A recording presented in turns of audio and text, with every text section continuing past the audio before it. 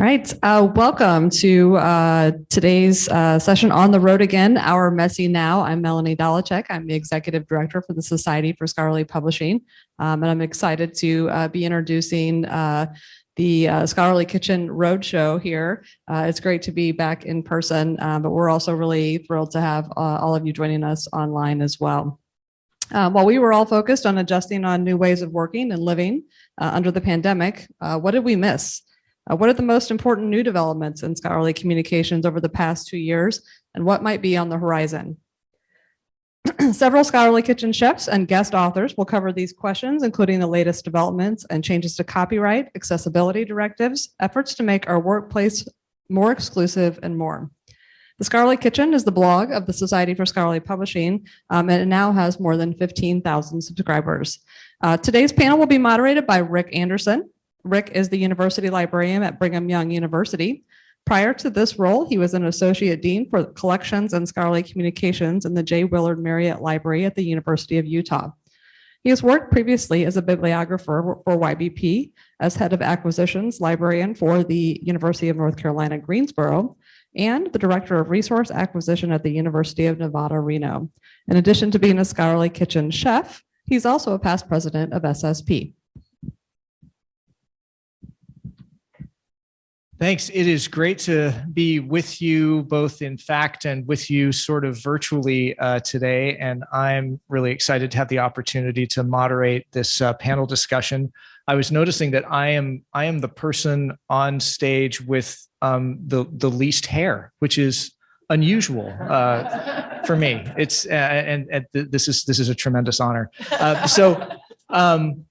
With me on stage, we have Lisa Hinchliffe from the University of Illinois, Robert Harington from the American Mathematical Society, Todd Carpenter from NISO, Roger Schonfeld from Ithaka S+R, and then virtually on the panel, we have Julie, gosh, dang it, I don't remember her last name, Julie Zhu and Lettie Conrad.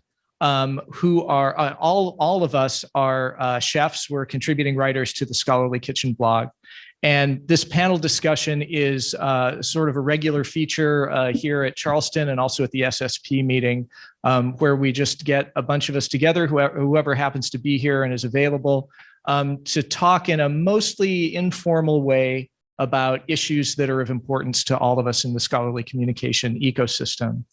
And today, we're talking about the messy environment in which we now find ourselves, which is a nice broad topic that allows us to bring in all kinds of things that we feel like talking about. So the first question that I'm going to pose to the panel, and of course, by the way, we invite attendees to submit questions and comments through the chat online. And of course, we've got some folks here in the room as well who are welcome to raise their hands and ask questions and make comments. So the first question is, what have been the downstream implications of transformative agreements and open access publishing, particularly for smaller organizations? Now, several of our panelists have prepared some comments, and I want to start with Lisa, talking because otherwise we're going to be starting with Roger or Robert on every question, and I realized that would just be wrong.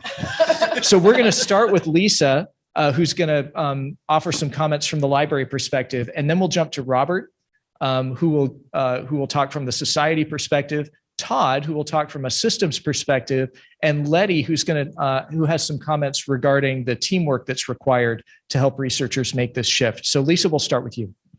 Okay, great. Already a curveball here, Rick. So I get a little nervous if I'm going to speak we'll speak from a librarian perspective, but perhaps not for the library perspective, because I think it would really actually be a misnomer to posit that there is a library perspective on this topic.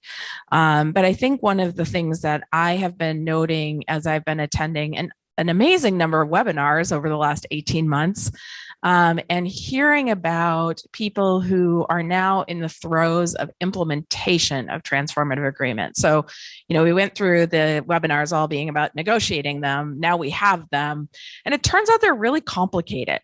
The workflows that are needed in order to manage and administrate these agreements are essentially all bespoke and very manual processes. So even places like CDL or the like, where you have maybe have multiple transformative agreements, many pieces in the process are still manual. And I particularly want to kind of call our attention to one factor in this, which is essentially we now need to manage both authentication and authorization for reading for the subscription content, as well as essentially an authorization authentication like process for authors.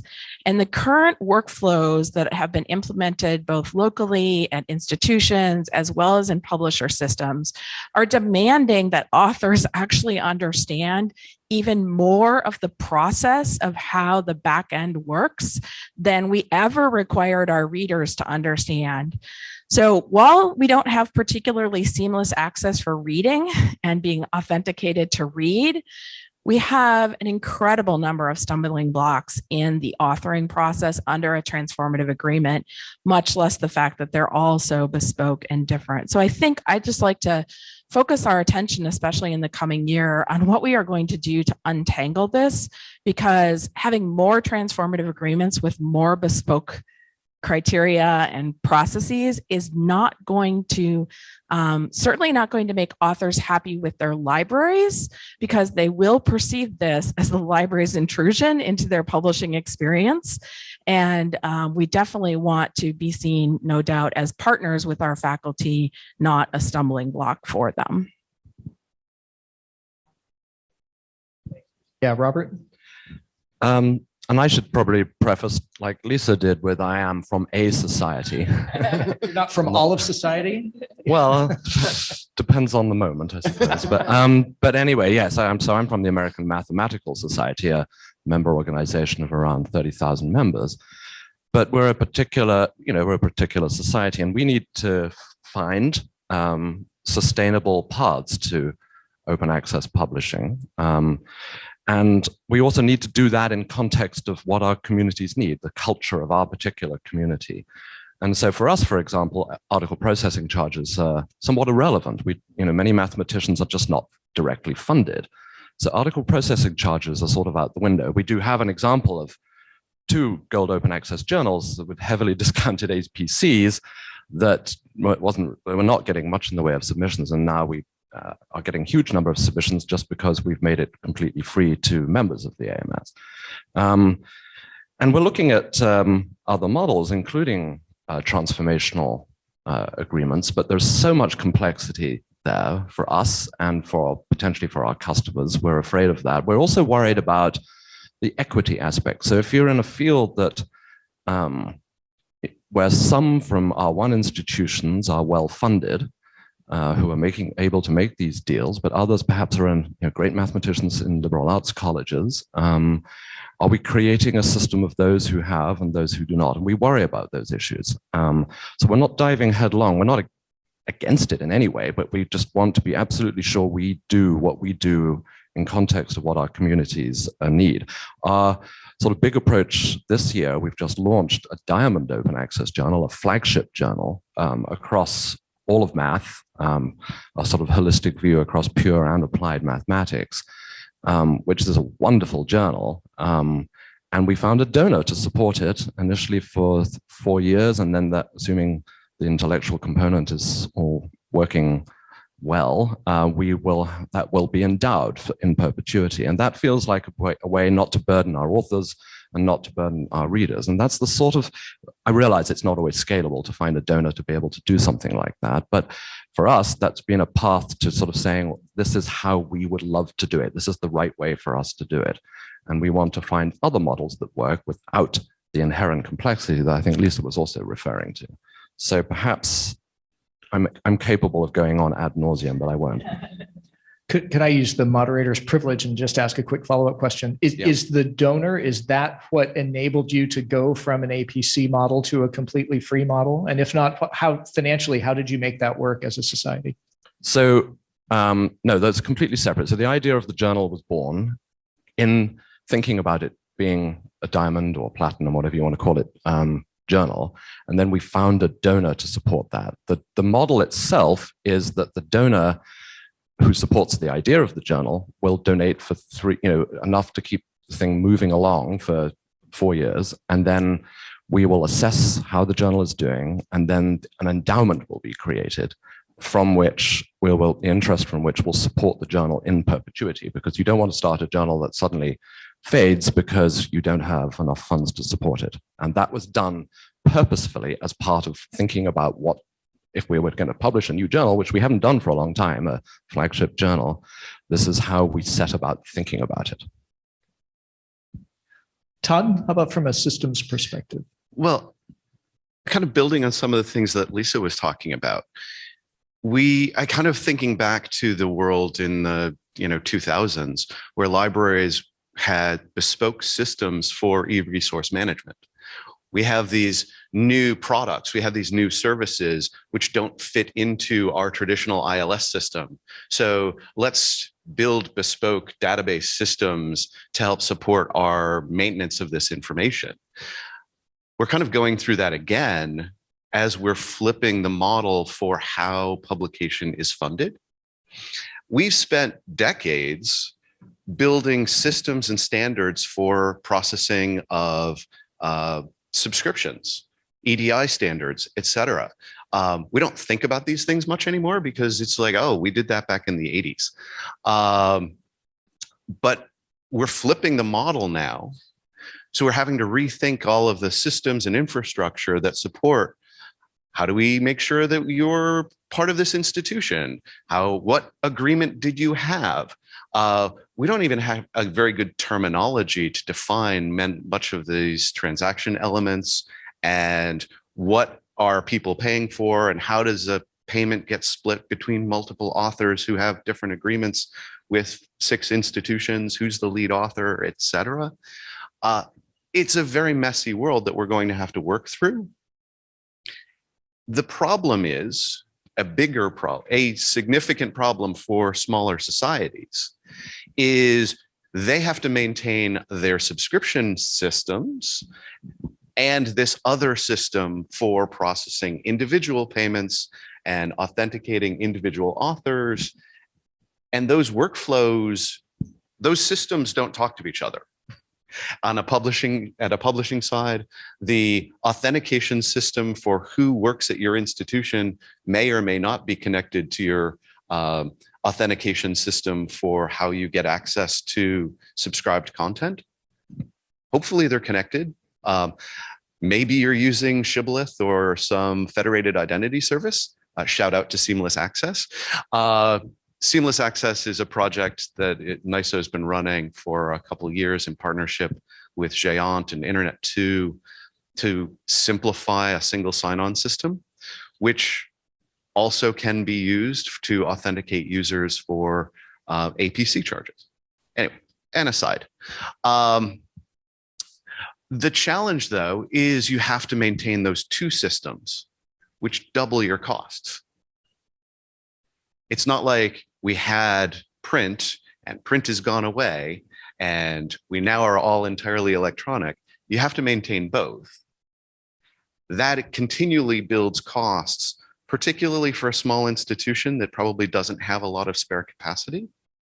And a real concern that I have is the movement towards these agreements will force smaller independent organizations, of which there are vanishingly few, to move to partnering with large organizations that can support that infrastructure. So it drives consolidation, which is, I think, this has been a trend for the last 25 years or more. And I see the last remaining few organizations looking at the costs to maintain these multiple infrastructures, increasing the burden, and like, well, partner with a large organization, large corporate entity that could provide this at scale. So that's another worrying element. And I think that's a really good point at which to segue into some comments from Lettie about the organizational impacts of these transformative agreements. Lettie, are you there? Yes, I'm here, beaming in from Southern California. Lovely. I bet it's a lot warmer there than it is here. It's Lettie, why don't you share? actually a little rainy today, but yeah, thank you for good. that. Yeah, rain is good. I Share was- with us some of your thoughts on the teamwork implications of these shifts. Yeah, I think it's actually a really good segue from what Todd was saying, in particular, because if transformative agreements and open access publishing constitute a cultural shift in how we think about the way research is disseminated, then we have social work to be doing here. We have cultural work to be doing, and that really means bringing the OA movement out of the uneven, distribution currently across different fields of study, different regions. The open access movement is experienced very differently by researchers across subjects. Just thinking about my own experience coming out of my doctoral work, I have 5 supervisors, and I have had 5 discrete different messages about open access publishing from those folks, in particular because they're coming at it from different perspectives, right? One was, a real leader in building the institutional repository for one of the universities that I'm working with. So for her, open access publishing is depositing your author manuscript in that library repository.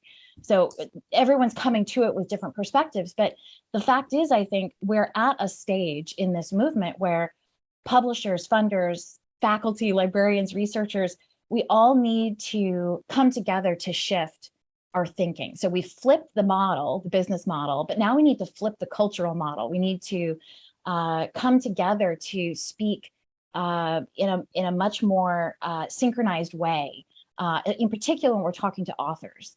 And I see publishers investing in this cultural shift, in particular where we're seeing the direct communication to authors and to researchers really changing tenor.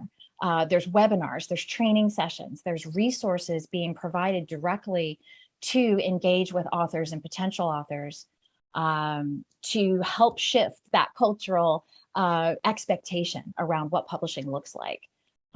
So I think that really does mean us all, speaking from a similar playbook, if you will, as far as what shifts need to be made and when in order to really affect change.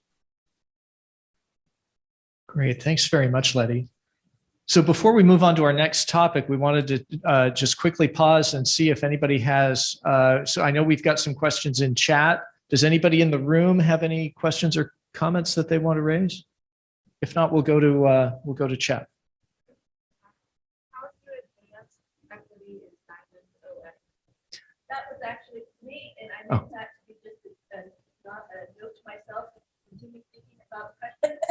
No question.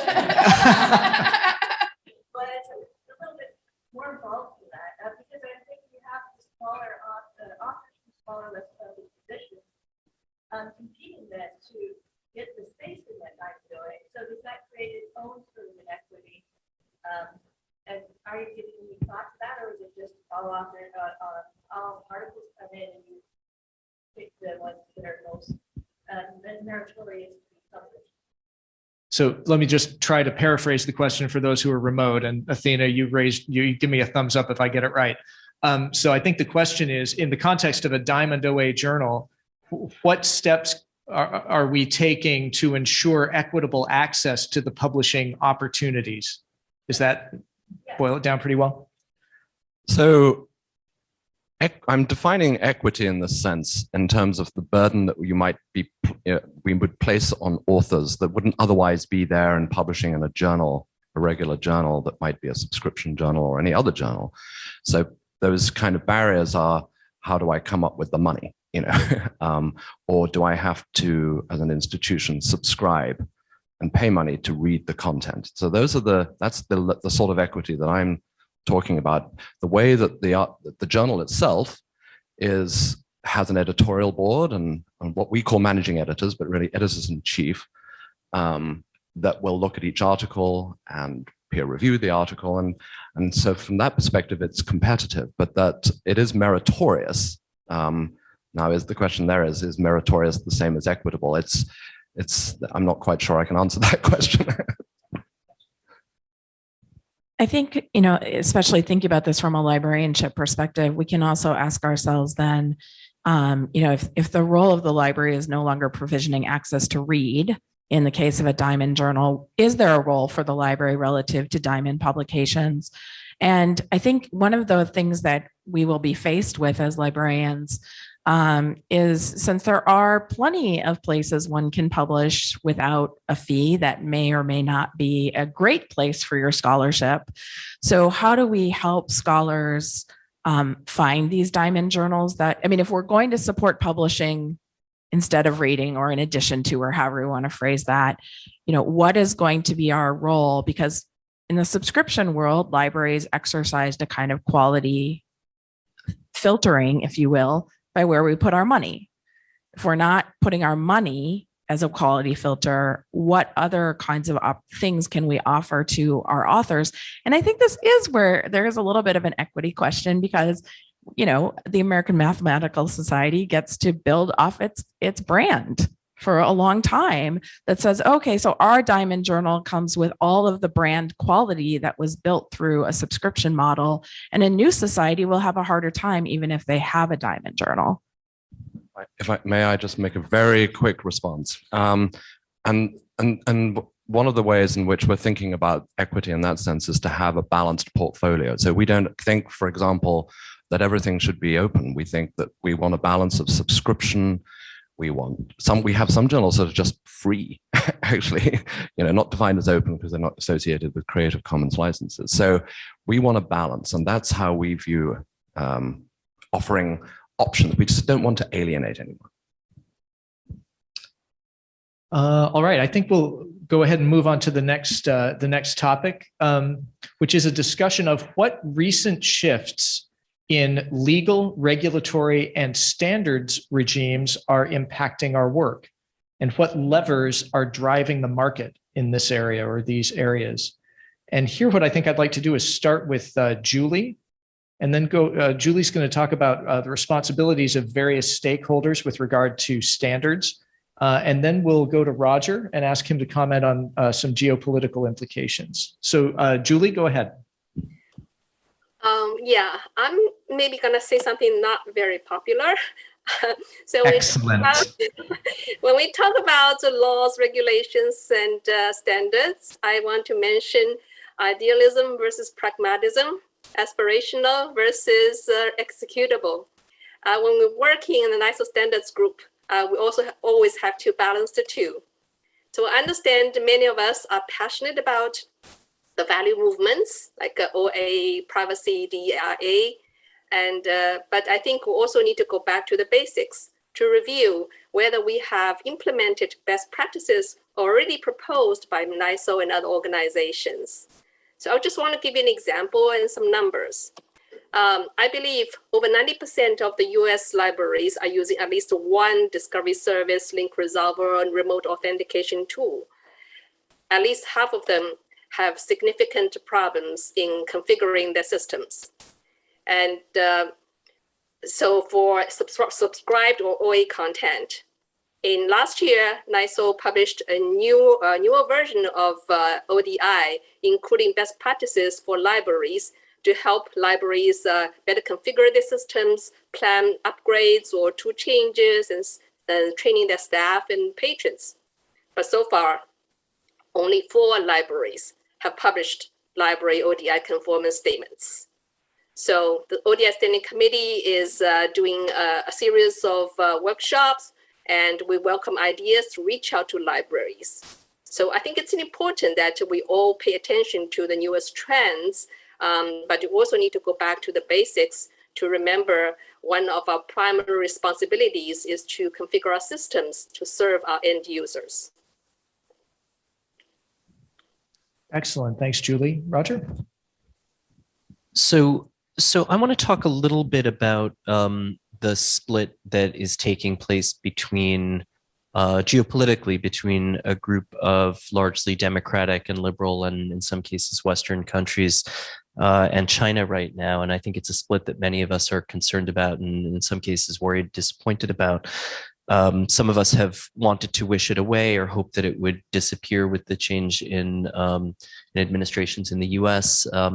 But I think that we're starting to we need to be mindful of the world as it is, not just as we wish it might be. And I think that it affects science and it affects scholarly publishing, and it will affect the work of research and academic libraries as well. So I'll just offer three specific examples. I think we're seeing some of the efforts by publishers to really globalize and develop a presence in the market in European and US publishers to globalize and develop a presence in the Chinese marketplace. I think that is coming to a pretty quick end state.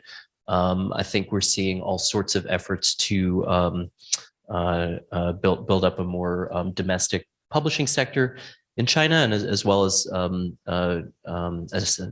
research assessment infrastructure as well. So I think there's evidence of a split that's taking place there, or at least some early indications. In the US, we've seen a second example is in the US, we've seen, and in the UK and in Germany and in Australia, a number of substantial efforts by research funders and regulators and university regulators to try to understand research security issues in a very different kind of way than they have in the past. And I think we've seen some cases where that's definitely veered in directions that make me uncomfortable. I'll just say that directly, but all sorts of efforts to investigate professors and funding and conflicts of interest or conflicts of commitment and so forth. And so that's a second big example of where I think we're seeing a kind of tension between research collaboration between different countries in China. And then third, the area that I'm starting to watch, and I hope I'm wrong about this, but I think there are actually going to end up being some pressures on scientific openness.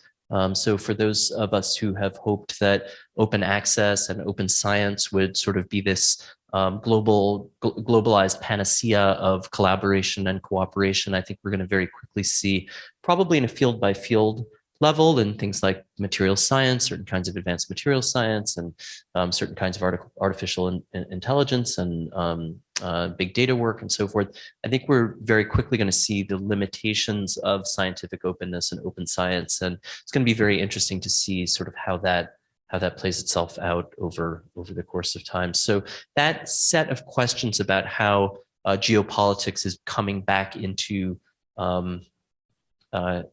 what has been a very idealistic sector in a lot of ways, I think is something worth us all tracking on. Great, thanks, Roger.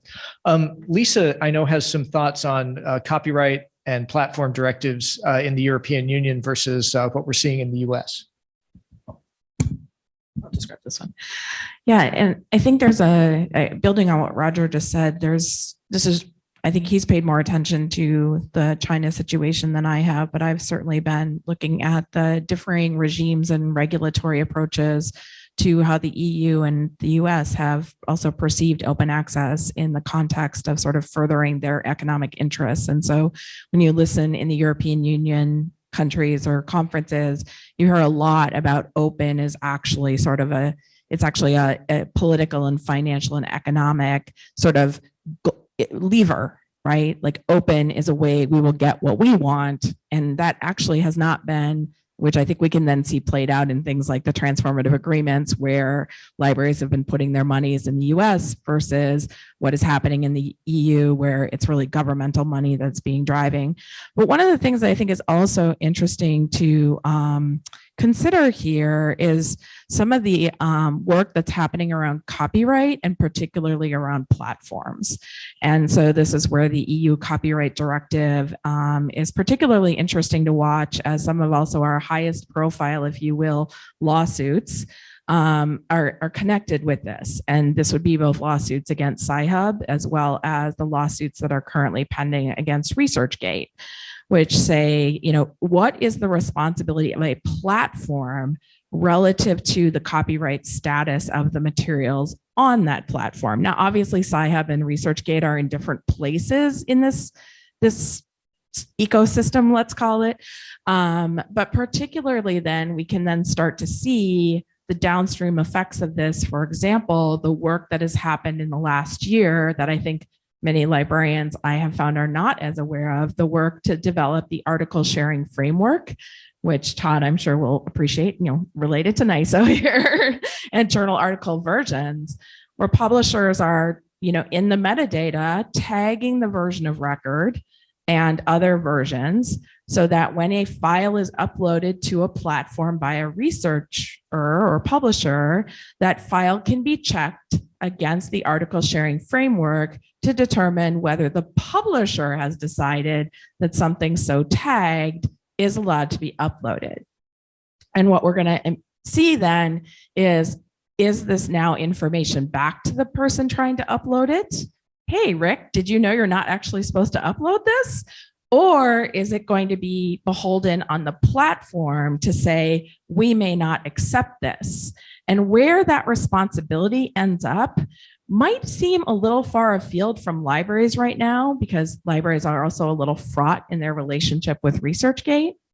But if ResearchGate were to be determined to not be allowed to accept those versions, it is not a far step to imagine then institutional repositories, course management systems, any number of other platforms that could be found eventually to also have that obligation if it is a platform-based obligation. So I think this politics makes strange bedfellows, and like who you're mad at and then suddenly who you're like, oh my gosh, that applies to us now, is something that we really need to be watching. And this EU copyright directive currently exempts institutional repositories. It's unclear to me, though, if it's actually exempting course management systems, and that could be a major implication for European institutions right now. But remember also, we have this regime these days of also extraterritoriality of regulation. And so what happens if you're a US institution, but you're offering online courses and your students are sitting in Europe? That often actually puts obligations on you, even though you're not European, you're not selling anything to Europe, right? And so things that look like they're geopolitically bounded are really often very not. Those are really important insights, Lisa. Thank you. And Lettie, I think as we're talking about extraterritorial regulations and standards, I think this is a good point for us to shift to you and your thoughts on accessibility regulations and changing SEO guidelines. Yeah, absolutely. Yeah, the web is one of those that does cross boundaries in many ways. Yeah, when we were talking about this question ahead of time, I first went to accessibility in part because I feel like, much like Julie's comment, it's both the everyday sort of stuff that we need to continue to attend to, but it does address some of the most pressing issues of the last 18, 20 months, in particular around equity and inclusion, and how we regulate equity and inclusion. And when it comes to accessibility, and by that I mean the ability of readers, regardless of their physical or cognitive ability, the ability for the readers to engage with content. When it comes to accessibility, we're seeing those regulations actually embedded in quite a few sort of infrastructural aspects, right? We're seeing SEO guidelines include accessibility of all kinds, whether that be alt text, whether that be machine readable aspects, whether that be image descriptions. The IPTC just came out with a new expectation around image descriptions. I think that's a really notable movement. But when it comes to digital platforms and databases, accessibility is sort of one of those where the accountability is quite unevenly distributed as well. We see state-funded schools like the California State University system here. In my home state, they have a very sophisticated accessibility office at the chancellor's level. And that really flows through the 23, 24 campuses now in the CSU system, where those campuses are holding publishers accountable for delivering accessible products. So accessibility is becoming a legal imperative. It's becoming a commercial imperative. It's becoming an imperative around ticking boxes in diversity, equity, and inclusion initiatives. So I think the sort of new regimes, if you will, are also the old regimes. And it really comes down to making sure that we are all serving authors, readers, learners at the institutional level in the way we have pledged to. So some of what's old is new again, perhaps. Yeah, that's really important. Todd, I think you've got some thoughts on standards and metrics in this area. Oh, geez. I don't know why I think that, but I think. I don't know. There's, I don't know, several threads that I'd love to pick up on, but we don't have the next 3 hours. I'm actually going to head in a slightly different perspective and think about research creation and the workflow of the creation of scholarly outputs and how all of those things get tied together. There's a variety of related initiatives that have been underway for several years. And we're finally starting to see the connective opportunities of DataCite, of ORCIDs, of ROARs. So research organizational identifiers, identifiers for people. There is a new project underway at ISO to create something called the Researcher Activity Identifier, which is an umbrella that will connect the data sets and the papers and the grant itself, all of the things that are associated with scholarly output, and viewing this ecosystem not just as one particular journal article output. It is part of a whole. And how do we connect those things together? Because you might be interested in the 6 other papers that came out of this project. If you're a funder, you want to see what are all the things that came out of this initiative, not just the one paper. And then thinking about this from another perspective, say one of those papers is retracted. How do you connect the retracted paper with the data set that might also be in question? How do you connect the other elements of this project that may be fine on their own? We don't know why they were retracted. How do you connect the retracted paper and the preprint? Because a lot of this scholarship that may be questionable, sort of, you know, some of the anti-vaccine papers, they might have been withdrawn from the initial publication, but they exist in some preprint repository somewhere. And people point to that and they're like, see that paper, it still exists.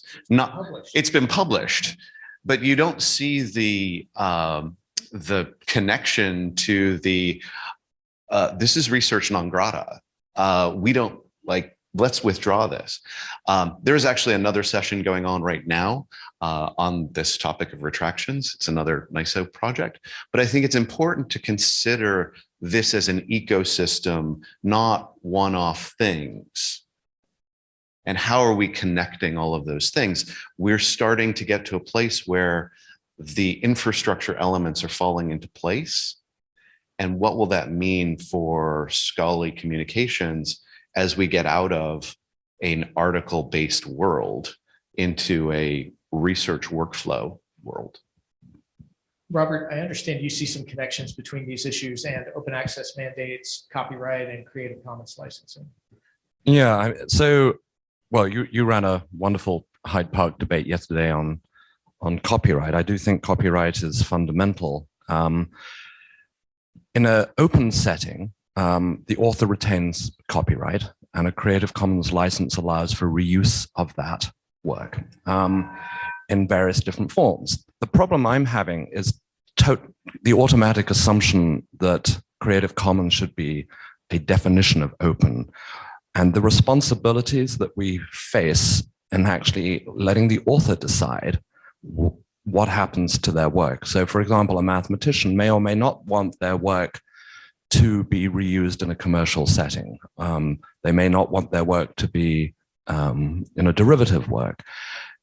But the problem is, as a publisher, we are actually sort of applying those licenses on the author's behalf. So in a sense, it's not really talking about a problem with the regulations. It's more to do with how we create a better understanding for authors and help them understand how to manage their rights. And that's something I feel very strongly about.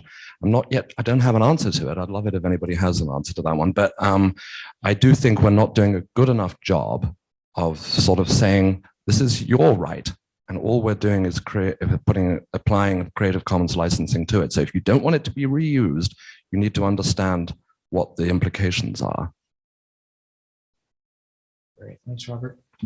Sorry, Robert and I always have this going on. I just want to mention that actually there's a lot of open access articles where the author has not retained copyright and there is a CC license. So I think we really have to think about this as a four-part matrix. You can have different CC licenses applied or not applied.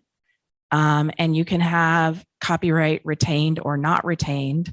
And if we actually go back to the Budapest Open Access Initiative, there was no mention of authors getting to retain the copyright. It just said that the role of copyright will be for authors to get credit for their work.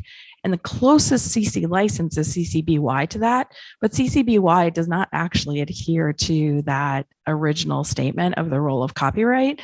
So I think I agree with you that how it's being mandated is copyright retention, but we can find a lot of articles where the copyright was transferred to the publisher on the condition that the publisher would then apply a CC license, but the publisher is still owning that copyright, which is quite different than a CC license applied by the author and then a license to publish given to the publisher. But Did you want us to sit next to sorry, no, really quickly. But unfortunately, that's not the way it's been applied. It's been handled right now through the mandates, and so it's so this goes back to the comment about reality, and I can't remember. That was yours. Yes, what we wish for versus what it is. The reality, and of course, the reality is that if a CC BY copyright, CC BY Creative Commons license is mandated, the author might or might not remain the copyright holder in purely technical terms. In reality, all of the exclusive rights of a copyright holder have been abdicated by the author. The author doesn't, for all intents and purposes, that work is now in the public domain. There's nothing you cannot do with that work that you could do with the work in the public domain. What's that? Republish it without attribution? Except that has nothing to do with copyright. In the US. No, it doesn't. That's plagiarism. Plagiarism and copyright are not the same thing. So if you plagiarize a work, if you publish it without attribution, you are breaching a scholarly norm, but you haven't broken the law. Okay. There's an interesting comment actually in the Pathable that I have open. So I think this is a great thing as well. Sure. Whether there's two comments like, okay, so now we're actually back to the, definitions of open access and whether copyright transferred and then no CC license applied at all, right? People still talk about that as open, right? This is the whole bronze OA category.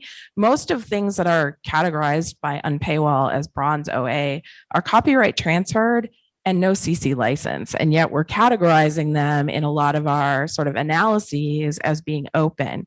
So I don't think we want to completely derail us to the complete matrix, but I think it's an interesting thing of how do we talk about open access? What is mandated as a definition of this will meet our mandate? And then bringing in the different legal regimes as well of is there a difference between a CC-BY and a public domain kind of statement from the author? Yeah, the scholarly communication world has still not arrived at a consensus definition of open access. There are definitions that some subgroups of scholarly communication have put forward and said, this is a consensus definition. But in fact, they're mistaken. All just depends who's in the room getting to the consensus. My two friends and I have come to a consensus definition. All right, well, we've got about 15 minutes left. Are there any comments, any other comments from online that we need to address? Okay. Let's move on to our third topic. We've seen a fair amount of concern and attention paid recently to what some call the infodemic and concerns about the integrity of the scholarly record. What are some things that publishers and libraries might do to help build trust in science and scholarship in the current environment? Let's start with Roger about some of the ways in which we've failed in the recent past. Yeah, no, I think the list is a long one, unfortunately. I think we have, so I just wrote a post earlier this week in the kitchen that tried to walk through some of the many kinds of shortcomings and indeed outright failures that we've seen, not just during the pandemic, but earlier as well. It affects the peer review process, the editorial process of traditional publishers. It's also clear that there's all sorts of bad actors that are seeing the preprint environment as a vector through which they can sow discord in a variety of ways. I think I'm seeing two fundamentally different ways to think about information work, and I don't know that this gets us to a solution, but I am seeing one idea that publishers and intermediaries and libraries should be neutral in the way that they seek to provide anything that a user might want to have. And I'm also seeing a second idea that maybe the role is to provide the right information, the validated information, the trustworthy information that actually contributes to understanding. And I think that's a little bit different than the way we sometimes frame what we mean by neutrality, but I think it's actually seems increasingly to me to be an important one. My view is that many of the new systems and structures that we've created, all of us collectively have created over the last decade or so, have tended to be too neutral. If we want to think in those kinds of terms. And that's, by the way, that's consumer social media is too neutral, and it's preprint servers are too neutral. And lots of other things as well. And at the same time, I think some of the traditional structures that we've relied on for a long time, the peer review process is a core example. The kind of editorial process that is grounded in peer review, I think, are really showing that they're insufficiently robust for an information environment where misinformation and highly politicized use of science is, engagement with science is sort of characterizing our society. So I don't know that I have exactly a prescription here that I'm ready to talk about, but I feel like the problem space is becoming a little clearer for me anyway. I think it's interesting to see how different the rhetoric is in the public space. That it seems to me like many of the people who are most anxious to see social media, social network platforms held to greater account don't have that same sense of urgency around preprint servers. Julie, you've got some interesting thoughts, I think, about the importance of the version of record and the problem of the coexistence of lots and lots of different copies of articles. Can you share those thoughts with us? Sure. So to follow up on Lisa's comments about the article versions and the framework, and speaking from a society or publisher perspective, I just want to emphasize the importance of version of record, VOR. According to a 2021 survey, about over 80% of the readers believe they are reading the version of record, but only around 40% of the article downloads come from the publisher websites. We understand there are many copies of open access articles out there, but there is a big gap.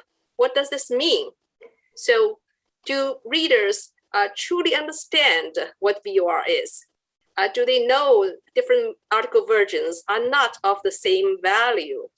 Do readers consider copies in Sci-Hub or ResearchGate as VOR?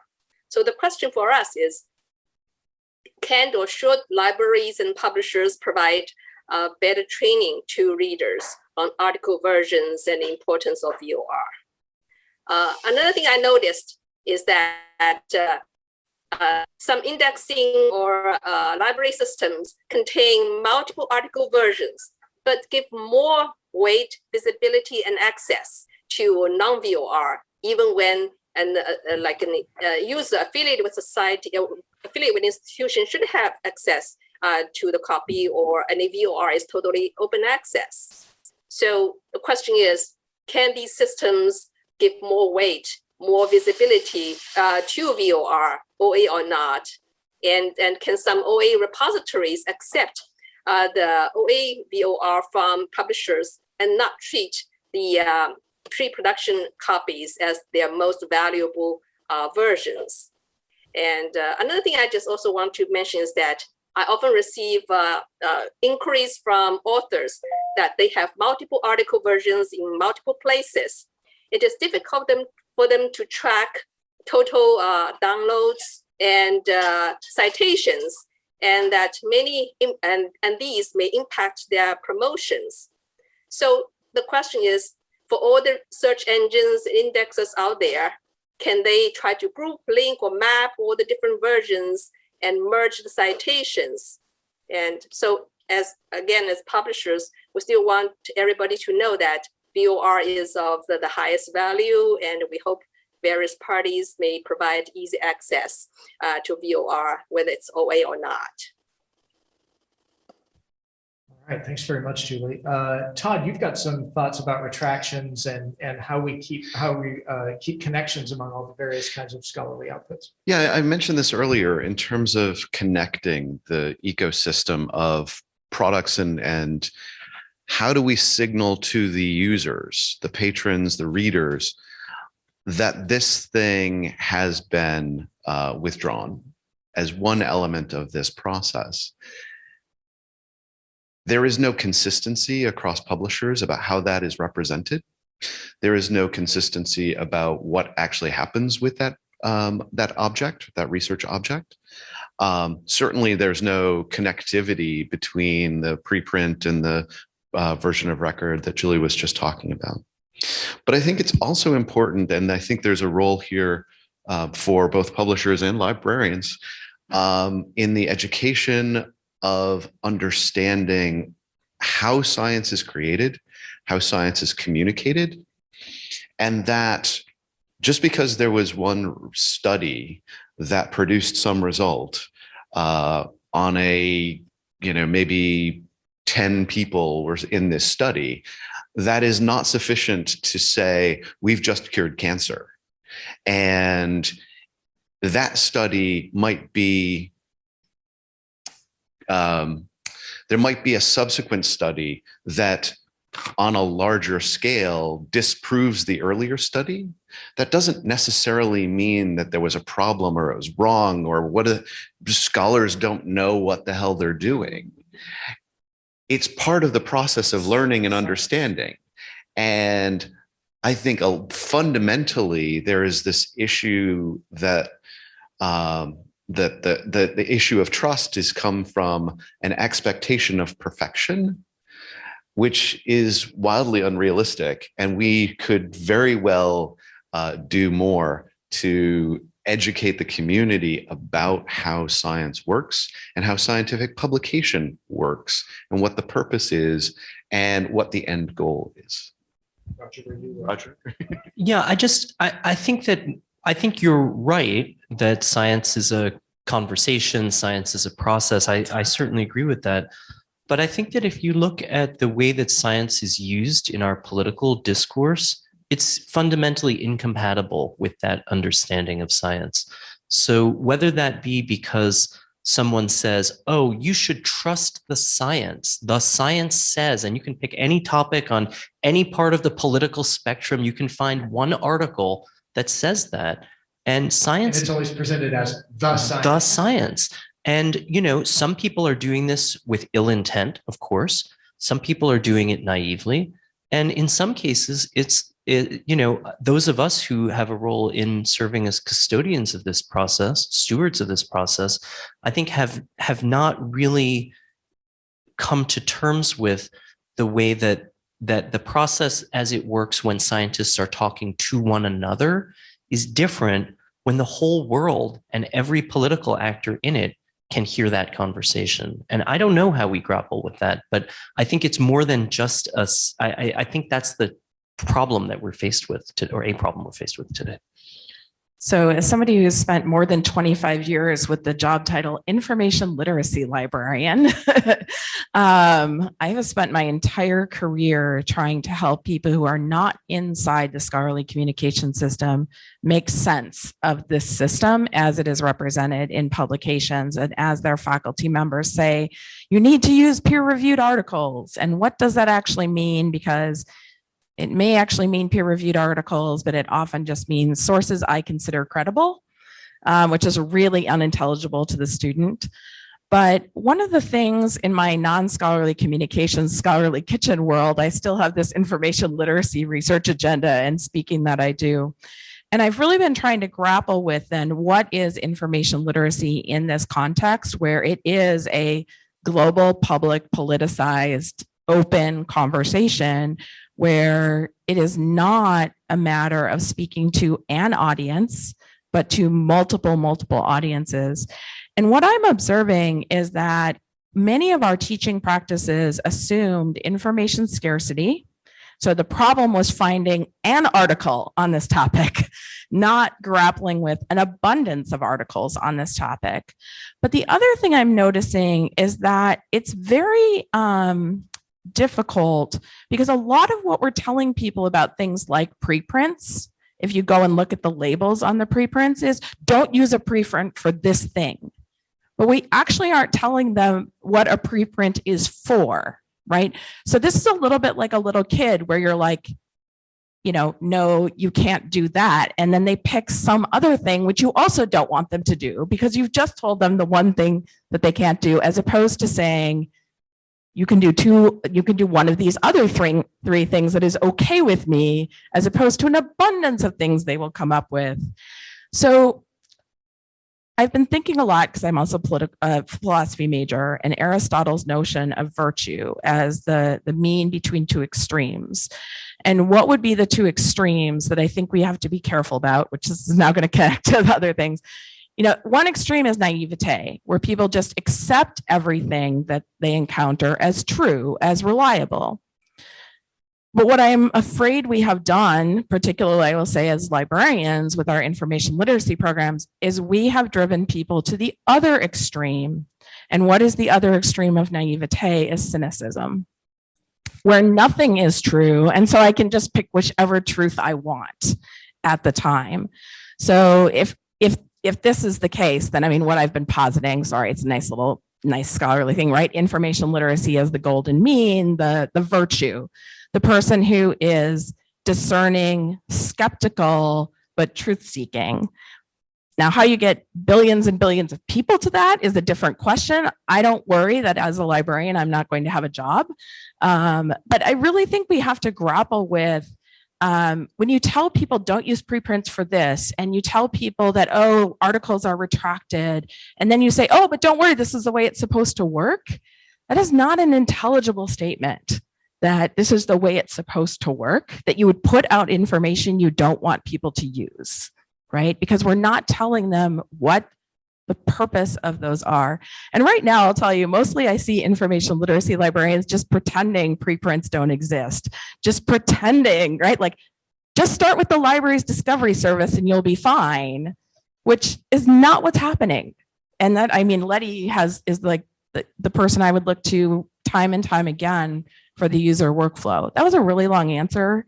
Lots of things I've been thinking about, obviously. And actually, that brings us to the end of our time, and also I think a pretty good summing up of some of the issues that we've addressed today. So, would everybody please join me in thanking our panelists?